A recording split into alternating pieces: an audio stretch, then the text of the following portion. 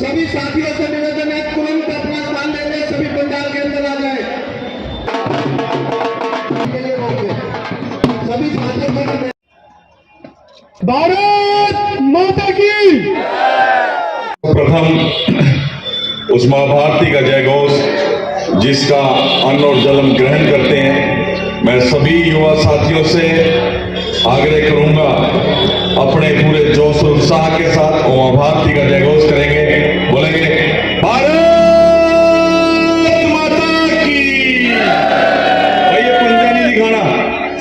युवा मोर्चा ने सौगंध ली है इस पंजे को समाप्त करने की, बहुत खून चूस लिया इसने। मुस्टिका बंद करके कहेंगे जोश के साथ, भारत माता की वंदे वंदे। मंच पे विराजमान इस जिला के बड़े ही यशस्वी ऊर्जावान मेरे युवा साथी राजपाल जांगड़ा जी और इस जिला से आप लोगों के बीच जो अभी नवनियुक्त युवा मोर्चा के जिला अध्यक्ष और इस कार्यक्रम के संयोजक जब से जज्जर बहादुरगढ़ पहुंचा हूं तब से एक भव्य स्वागत के साथ वो मुझे यहां लेकर आए।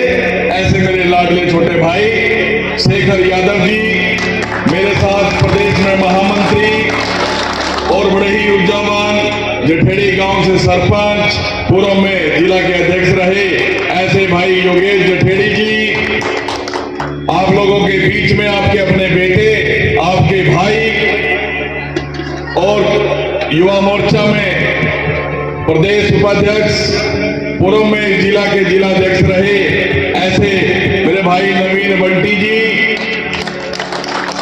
और जिनको देखकर हमें मन में ये भाव और प्रेरणा आई थी कि वो हम भी भारतीय जनता पार्टी में काम करें, ऐसे आदरणीय ओम प्रकाश धनखड़ जी के सपुत्र लोकसभा रोहतक के प्रभारी, प्रदेश कार्यकारिणी सदस्य भाई आदित्य धनखड़ जी, केडी भाई, अमित भाई, आप सबका भी अभिनंदन है। आप लोगों ने भी बड़े जोर शोर के साथ मेरा अभिनंदन स्वागत किया। और किसी सम्मानित मंच मेरे सामने बैठे मेरे बुजुर्ग युवा साथियों, देव दुर्लभ कार्यकर्ता बंधुओं, मैं तो आदरणीय मोदी जी का एक दूत बनकर आप लोगों के मध्य में आया हूं।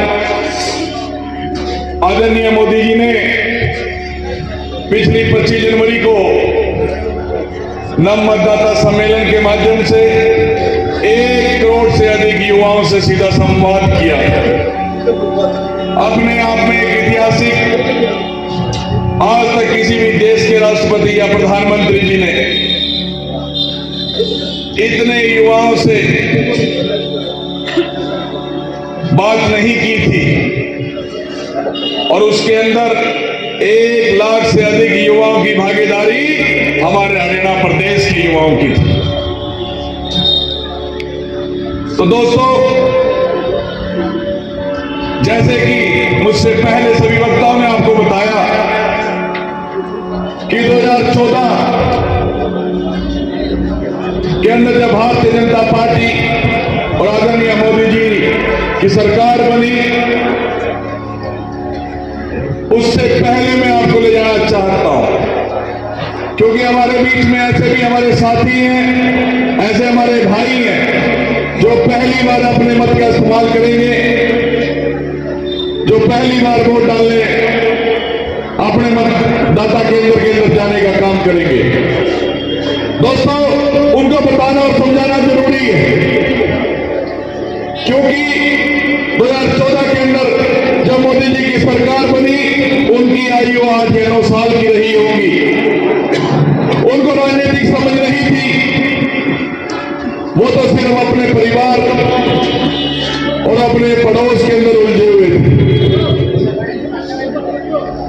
खेल में उलझे हुए थे, पढ़ाई में उलझे हुए थे। क्या राजनीति होती है, क्या राष्ट्र होता है, क्या घोटाला, क्या भ्रष्टाचार होता है, उसके बारे में उन्हें कोई जानकारी नहीं थी। लेकिन अब वो समझदार हो चुके हैं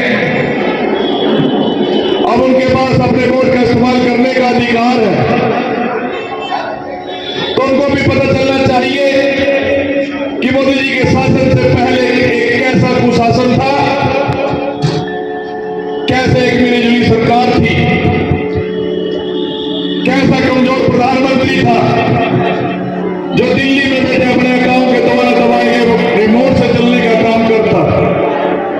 उसके आगे जब चाहते थे रिमोट से उसको चलाने का काम करते थे, और जब वो रिमोट को म्यूट कर देते थे तो वो प्रधानमंत्री चुप हो जाता था। ऐसी बहुत सारी घटनाएं देश में घटी। आगा होता मन नहीं था बोलने का तो प्रधानमंत्री भी चुप रहे।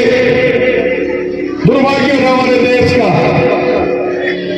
गठबंधन की सरकार थी, मैं तो कहूंगा ठगबंधन की सरकार थी, और पूरे देश को उन्होंने लूटने का काम किया। रोजाना टीवी और अखबारों के माध्यम से हमें पता चलता था कि आज एक नया घोटाला हो गया।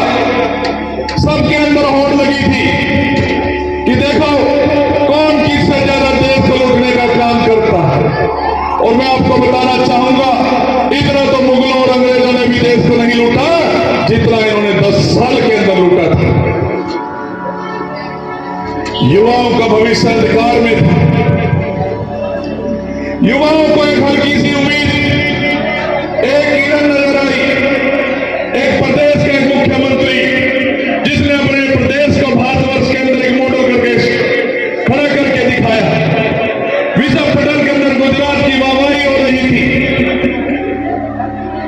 बड़े बड़े देश उनके साथ MOU साइन कर अपना बिजनेस, अपना धंधा कर रहे थे। युवाओं के मन में भाव आया कि अगर ये व्यक्ति इस देश का प्रधानमंत्री बने तो ये देश आगे बढ़ सकता है। सोशल मीडिया के माध्यम से युवाओं ने एक मुहिम शुरू की। हाई कमान तक उनकी गुजारिश पहुंची और भारतीय जनता पार्टी ने अपना प्रत्याशी बनाकर आदरणीय नरेंद्र भाई मोदी जी को हम लोगों के बीच में भेजा। पूर्ण बहुमत की सरकार मोदी जी के नाम की आंधी सुनामी तूफान बनकर वो आए। जो संकल्प उन्होंने 2014 के अंदर लिया, 24 तक आते आते उस संकल्प को सीधी तक पहुंचाने का काम किया। जिन कामों को लेकर भारतीय जनता पार्टी चुनाव में आती थी, जिनके लिए उन्होंने बड़े बड़े आंदोलन किए, चाहे वो प्रभु श्री राम का मंदिर का आंदोलन हो या धारा 370 का आंदोलन हो। दोस्तों, भारतीय जनता पार्टी ने विपक्ष में रहते हुए अगर कोई आंदोलन भी किया, कोई मुद्दा भी उठाया, वो मुद्दा, वो आंदोलन आप लोगों के बीच का था। अपने स्वार्थ के लिए कभी भारतीय जनता पार्टी ने काम नहीं किया। भारतीय जनता पार्टी एक संकल्प को लेकर, भारतीय जनता पार्टी एक सिद्धांत को लेकर काम करती है। आप लोगों ने अपने वोट का इस्तेमाल कर इस देश का भविष्य बदलने का काम किया। आदरणीय मोदी जी की पूर्ण बहुमत की सरकार बनी और इतने काम, शिक्षा की अगर मैं बात करूं, जो सबसे बड़ी जरूरत है युवाओं की, 16 नए एम्स बने, 7 IIT बने, 7 IIMs बने, प्रत्येक जिले के अंदर मेडिकल कॉलेज खुला, इंजीनियरिंग कॉलेज की बौछार लगा दी और स्कूलों को अपग्रेडेशन करने का काम किया, अपग्रेड करने का काम किया। स्वास्थ्य की बात करें, स्वास्थ्य के अंदर इतना सुधार किया और एक आम व्यक्ति को कैसे उसका लाभ मिले, आयुष्मान कार्ड उसकी जेब के अंदर डाल दिया। 5 लाख तक का इलाज चिंता मुक्त होकर किसी भी प्राइवेट और सरकारी अस्पताल के अंदर जाकर अपना इलाज करवा सकते हैं। और हमारे प्रदेश के यशस्वी मुख्यमंत्री जी ने बड़ी ताल ठोकर 1.25 करोड़ से अधिक लोगों को चरणी कार्ड देकर उनके भी स्वास्थ्य की चिंता करने का काम किया। सुरक्षा की बात करें, आदित्य भाई ने बताया कि 2014 से पहले रेलवे स्टेशन और बस स्टैंडों पर अनाउंसमेंट हुआ करती थी, कोई लवारी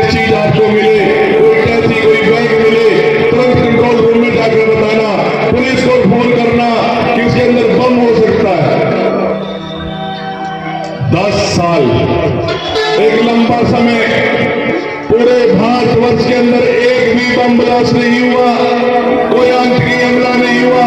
इतना बदला है मेरा भारत। और अगर हम बात करें हमारी सीमाओं की, दुश्मन के घर के अंदर घुसकर उसको काट दिखाने का काम करता है मेरा भारत। मेरा सैनिक इतना मजबूत हुआ, पहले दिल्ली से परमिशन लेनी पड़ती थी, सामने से अगर गोली चलती थी तो हमारे जो सैनिक थे वो घायल होते थे, शहीद हो जाते थे। वो इंतजार करते थे कि दिल्ली से परमिशन आएगी, बदले में जवाब में हम गोली दागेंगे। अब किसी परमिशन की जरूरत नहीं है। सामने से अगर हल्की सी भनक भी लगती है तो ताबड़तोड़ गोलियां चलती हैं, सुबह से शाम तक गोलियां चलती हैं, किसी को जवाब नहीं देना पड़ता। आज हमारे सैनिक गर्वान्वित महसूस करते हैं फौज के अंदर। और एक वो समय था, आपको याद होगा, उरी हमले का बदला लेने के लिए कैसे हमारे नौसेना के सैनिक जाकर पाकिस्तान के अंदर घुसकर उनके सभी आतंकी ठिकाने को ध्वस्त करने का काम किया था। एक हमारा पायलट किसी कारणवश पाकिस्तान के अंदर रह गया था, रात को ही संसद बिठानी पड़ी। इतनी चिंता पाकिस्तान को हो गई और ये फैसला लेना पड़ा कि छोड़ देंगे इसको तो ठीक रहेगा, नहीं सुबह पूरे विश्व के पटल से पाकिस्तान का नक्शा ही हट जाएगा। इतना डर पैदा करने का काम अगर किसी ने किया तो इस देश के यशस्वी प्रधानमंत्री जी ने किया। दोस्तों, विदेशों के अंदर जाया करते थे हमारे साथी, या हमारे भाई बंधु वहां रहते थे। हम दो ही विषय पे वो बात करते थे कि यहाँ की सड़कें जो है बड़ी जबरदस्त है, चौड़ी चौड़ी सड़कें हैं, गाड़ियां 150 पर भागती हैं और सफाई बहुत है। दोनों विषयों पे काम किया। आज सड़कों का जाल बिछा दिया। आज हमारे रेलवे स्टेशन 5 स्टार होटल की तरह है, एयरपोर्टों की तरह हमारे रेलवे स्टेशन बन रहे हैं। और एयरपोर्टों की संख्या भी अगर बात करो पहले से 4 गुना हो गई है। इतना बदला है भारत, क्योंकि 2014 में आप सबकी बदौलत मोदी जी ने गारंटी दी थी कि सभी काम पूरे करेंगे, और उनकी गारंटी के बदौलत आज जो भी काम उन्होंने संकल्प पत्र के माध्यम से आप लोगों के बीच में कहे थे वो सभी को पूरा करने का काम किया। आज फिर वो संकल्प ले रहे हैं। उन्होंने कहा कि 2047 का भारत क्या होगा। उन्होंने कहा 2047 के अंदर स्वाभिमानी भारत होगा, स्वावलंबी भारत होगा, आत्मनिर्भर भारत होगा, विकसित भारत होगा। और हमारे प्रदेश के यशस्वी मुख्यमंत्री जी भी पीछे नहीं रहे। उन्होंने कहा कि अगर विकसित भारत होगा तो विकसित हरियाणा होगा। 2014 में आपने आदरणीय मुख्यमंत्री जी को जिताकर इस प्रदेश का मुख्यमंत्री बनाया। उन्होंने आते ही युवाओं के बारे में सोचा। अभी अध्यक्ष जी ने बताया बिना पर्ची और पर्ची के। दोस्तों, उन्होंने आते ही कहा हरियाणा एक, हरियाणवी एक। सिर्फ कहा ही ने उसको साकार करने का काम किया। 1.5 लाख से अधिक युवाओं को पिछले 10 सालों के अंदर नौकरी देने का काम किया। 20,000 नौकरियां पिछले महीने इन्होंने दी है। मैं प्रवास करते हुए आज 10वें जिले में पहुंचा। सभी जिले के अंदर, गांव के अंदर जाने का मुझे मौका मिला। दोस्तों, प्रत्येक गांव के अंदर जिस गांव में मैं जाता था पूछता था कितने लगे। कोई कहता था 8 लगे, कोई कहता था 15 लगे। और एक गांव के अंदर गया तो उन्होंने कहा भाई साहब हमारे गांव के अंदर से 34 बच्चे लगे। मैंने पूछा किनके लगे। उन्होंने कहा सामान्य परिवार के एक काबिल बच्चे। आज माँ बापों को यकीन हो चला कि ये सरकार की नीयत ठीक है, नौकरी देना चाहती है, अपने बच्चे के अंदर काबिलियत होनी चाहिए तो आसानी से उसे नौकरी मिलेगी। दोस्तों, 3.25 करोड़ की जनसंख्या हमारे सबका साथ, सबका विकास, सबका प्रयास, सबका विश्वास, इस मंत्र को लेकर भारतीय जनता पार्टी काम कर रही है। और भारतीय जनता युवा मोर्चा ने भी मन में एक बात ठाना। कल आदरणीय मुख्यमंत्री जी ने 90 की 90 विधानसभा कार्यालयों का उद्घाटन किया। वहां युवाओं ने जयघोष करते हुए कहा कि युवा मोर्चा है तैयार, अब की बार 400 पार। वो 400 पार तब होगी जब पिछली बार की तरह एक परिवारवादी व्यक्ति जिसने 10 साल इस प्रदेश में राज किया, इस प्रदेश को लूटने का काम किया, अपने घर बनने का काम किया, अपने आकाओं का घर बनने का काम किया। अरे भाई, मैं आप लोगों से पूछना चाहता हूं, पहले कांग्रेस को खा गए, कांग्रेस को 4 घरों में बांट दिया। एक बहन संजय जी की कांग्रेस रह गई, एक बहन सुरजेवाला की कांग्रेस, एक बहन किरण चौधरी जी की कांग्रेस और एक बाप बेटे की कांग्रेस।